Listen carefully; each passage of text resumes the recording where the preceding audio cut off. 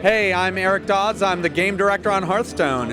Eric, what are you showing here in San Francisco with Hearthstone? We are showing the Grand Tournament, which is a new expansion for Hearthstone, over 130 new cards, built around the themes of a Knights tournament and honor and glory and mounted combat. And then when you talk about it mechanically, it's built around the idea that we have awesome heroes in the Grand Tournament, so we wanted to make our heroes even cooler in Hearthstone.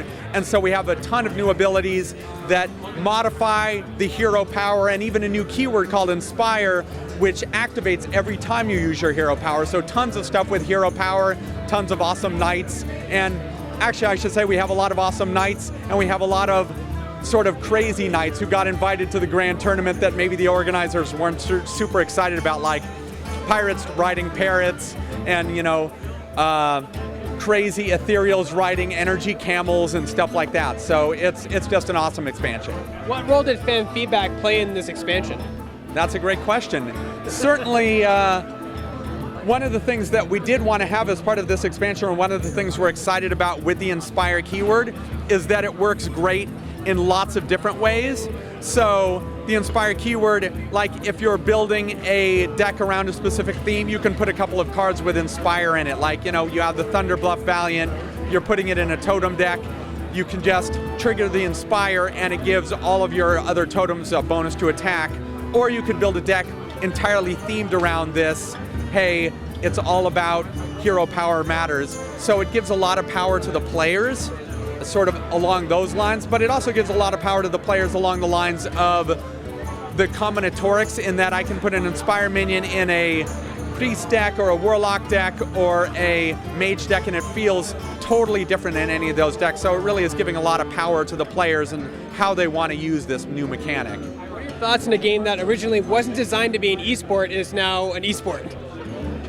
I think it's just awesome. I mean, we are certainly in some ways blown away that it is such a big esport, but in a lot of ways it makes sense, because our goal from the very beginning with Hearthstone was to make a game that is super awesome and exciting to watch over somebody's shoulder. We talk a lot about over the shoulder appeal. Can I understand what's going on? Do I think it's awesome to watch? And I guess we should have expected it, even though we were a little surprised when it happened, that it actually became a huge esports deal, just because it is so much fun to watch, and you can learn so much from watching other people play Hearthstone.